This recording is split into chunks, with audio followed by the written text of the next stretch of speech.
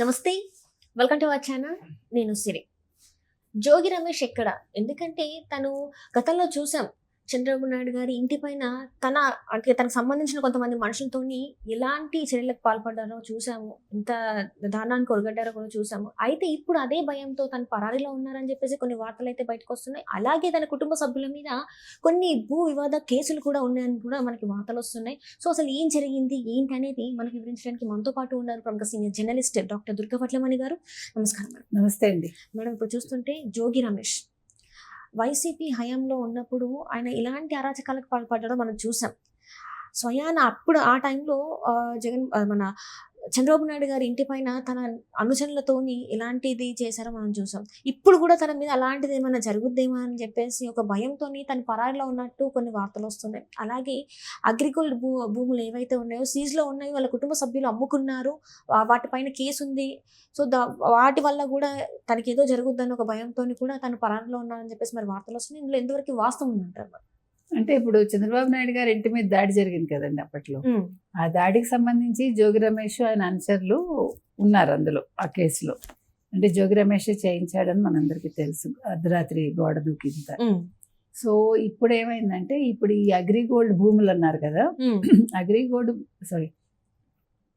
అగ్రిగోల్డ్ భూముల్లో ఏంటంటే, ఇప్పుడు యాక్చువల్గా అగ్రిగోల్డ్ భూములు పక్కనే ఒక ఫ్లాట్ కొంటున్నట్టు ఈ నాటకం ఆడి, ఆ ఫ్లాట్ కొన్నాక నెంబర్ సరిగా లేదని అది మార్చాలని చెప్పి అగ్రిగోల్డ్ ఈ సీజ్ చేసిన భూములు ఏవైతే ఉన్నాయో అందులో ఒక ప్లాట్ నెంబరు దీంట్లో వేయించుకున్నాడు. అంటే ఆ ప్లాట్ నెంబర్ ఇందులో మార్పించుకుని ఆ అగ్రిగోల్డ్ భూములు ఏవైతే సీజ్ చేసి అమ్మకానికి పెట్టడానికి వీల్లేదో ఆ ప్లాటో వాటెవర్ ఈయన తీసుకుని దానికి చుట్టూ అంతా ప్రహరీ గోడ కట్టేసి కబ్జా చేసేసి దాన్ని అదేం చేశాడు, మళ్ళా తన కార్యకర్తకే అమ్మేశాడు. చైతన్య అట అతని పేరు.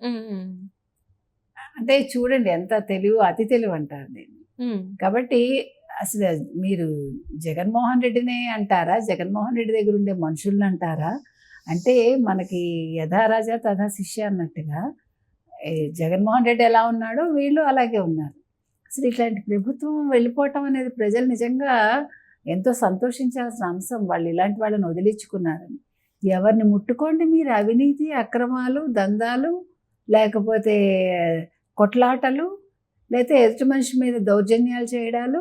అసలు ఎవరండి మీరు? పెద్దిరెడ్డి, మిథున్ రెడ్డి, కొడాలి నాని, ఎవరిని తీసుకోండి, భూతగాదాలు, లేకపోతే గొడవలు, లేకపోతే ఇట్లాంటి పనికిమాల పనులు చేసిన వాళ్ళే కదా. అవినీతి ముఖ్యంగా, తర్వాత దౌర్జన్యాలు. ఇప్పుడు ఇతను తక్కువవాడు జోగి రమేష్. ఇప్పుడు జోగి రమేష్ దీని మీద ఈరోజు చంద్రబాబు నాయుడు కావచ్చు, లేకపోతే లోకేష్ కావచ్చు, వాళ్ళు దృష్టి పెట్టారు. వాళ్ళేం వదిలేయరండి. ఎందుకంటే జరిగింది ఎవరి మీద? అప్పుడు మాజీ ముఖ్యమంత్రి మీద. అప్పటికే 3 సార్లు ఆయన ముఖ్యమంత్రిగా అయ్యారు. అటువంటి వ్యక్తి మీద మీరు చేసిన దౌర్జన్యాన్ని ఎందుకు వదిలేసేయాలండి? వాళ్ళు పట్టించుకోకపోయినా కేసులు తిరగదొడతారు కదా. ఈరోజు డీజీపీ రెడీగా ఉంది అరెస్ట్ చేయడానికి. అంటే ఇప్పుడు నాట్ ఓన్లీ జోగి రమేష్ కొడుకు, కుటుంబ సభ్యులు కూడా ఇందులో ఇన్వాల్వ్ అయి ఉన్నారు. అంటే జోగి రమేష్ బ్రదర్ కూడా అన్నమాట. కాబట్టి ఇవి చిన్న విషయాలు కాదండి. అసలు ప్రజలు మాత్రం అడుగడుగునా అసలు ఏం జరుగుతోంది, గత ప్రభుత్వంలో ఏం జరిగింది, అప్పుడు నాయకులు ఎలా ఉన్నారు, రాజకీయ నాయకులు, ఎంపీలు కావచ్చు, ఎమ్మెల్యేలు కావచ్చు, అప్పటి ఎమ్మెల్యేలు, ఎంపీలు ఏం చేశారు, రాష్ట్రాన్ని ఎలా దోచుకున్నారు, ఎంత భయభ్రాంతులకు గురి చేశారు, ముఖ్యంగా జగన్మోహన్ రెడ్డి హయాంలో ఏం జరిగింది అనే దాని మీద వాళ్ళు పూర్తిగా దృష్టి పెట్టాలండి. ఎందుకంటే ఇవన్నీ కూడా రేపటికి పునాది. ఇవన్నీ కూడా అంటే రేపు ప్రజలు వేసే ఓటుకి ఈ అంశాలన్నీ కూడా పునాది. వాళ్ళు ఆలోచించుకోవటానికి ఇవన్నీ వాళ్ళు అవగాహన చేసుకోవాలి. ఎందుకు చెప్తున్నామంటే, వాళ్ళు మళ్ళా రేపొద్దున్న ఇదే పని చేశారంటే మాత్రం ఇంకా ఆంధ్రప్రదేశ్ అధోగతికి వెళ్ళిపోతుందండి. ఇంకా ప్రజలు బతకలేరు. మనం ఎన్నోసార్లు చెప్పుకున్నాం, మీకు గుర్తుంది, ఎలక్షన్స్ ముందు కూడా మనం చెప్పుకున్నాం.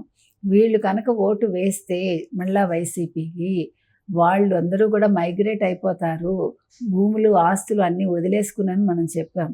కాకపోతే ఏంటంటే అప్పుడు ల్యాండ్ టైటిలింగ్ యాక్ట్ అప్పుడు ఉంది కాబట్టి అవన్నీ ప్రజల్లోకి, తెలుగుదేశం కావచ్చు, సోషల్ మీడియా కావచ్చు, ప్రతి ఒక్కళ్ళు ప్రజల దృష్టికి తీసుకువెళ్ళగలిగారు.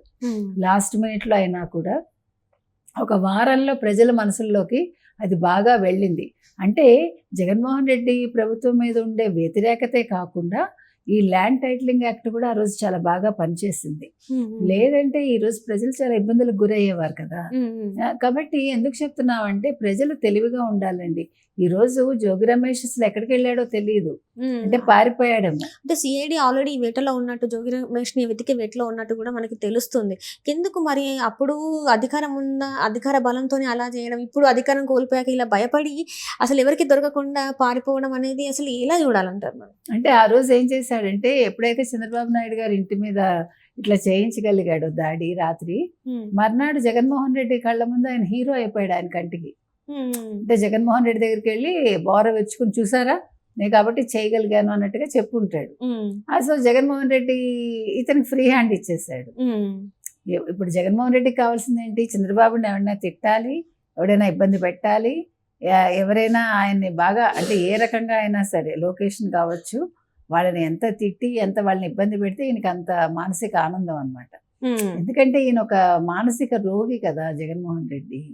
మామూలు మనిషి అయితే ఇట్లా ఉండడు. ఎలా ఉండాలి? ఒక నిజంగా అనుభవజ్ఞుడైన రాజకీయ నాయకుడు అయితే జగన్మోహన్ రెడ్డి లాగా ఖచ్చితంగా ఉండడండి. చాలా తెలివిగా, చాలా చక్కగా ప్రతిపక్షం ఏంటి, తను అధికార పక్షం ఏమిటి, ఏం చేయాలి, ప్రజలకు ఏం కావాలి, మనం మళ్ళా రావాలంటే ఎటువంటి నిర్ణయాలు తీసుకోవాలి ఇన్ని ఆలోచిస్తారు. ఈయనకంతా కూడా అసలు ఎవరినైనా పొగిడితే భరించలేడు. ముందు చెల్లెల్నే భరించలేకపోయాడు కదా. చెల్లెలకి, షర్మిల గారికి కొంచెం ఫేమ్ వస్తుంది, తను ఎక్కడ తనకన్నా ఎక్కువ ఒక మెట్టి ఎక్కువైతారో అని చెప్పేసి తననే పార్టీ నుంచి వెళ్ళి బయటికి పంపించడం, అంటే ఒక పదవి అనేది కూడా ఇలాంటి పదవి ఇవ్వకుండా తనని పక్క రాష్ట్రానికి పంపించేసేయడం. సో ఇదంతా కూడా తనకి ఎక్కడో ఒక భయం లోపల ఫస్ట్ నుంచి కూడా ఉంది, భద్రతా భావం అంటాం దాన్ని. ఆయనకి అంటే తన నీడని చూసి తనే భయపడతాడు అనమాట.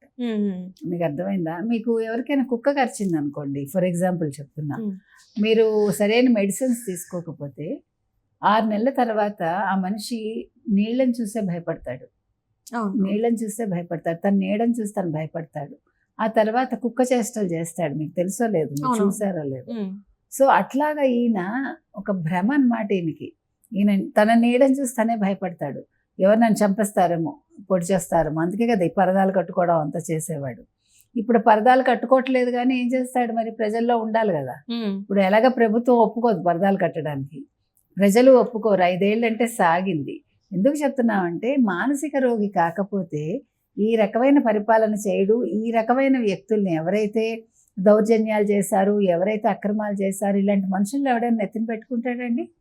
అసలు ఎవరైనా క్షమించే విషయాలా? ఇప్పుడు తెలుగుదేశంలో నిన్న తెలుగుదేశం ప్రభుత్వం రాగానే ఒక ఎమ్మెల్యే గారి భార్య ఒక సిఐ మీద, ఎస్ఐ మీద అరిచింది, పెన్షన్ పంపిణీ డిలే అయిపోయింది. వెంటనే చంద్రబాబు నాయుడు గారు కలగజేసుకున్న తప్పని చెప్పారు కదా.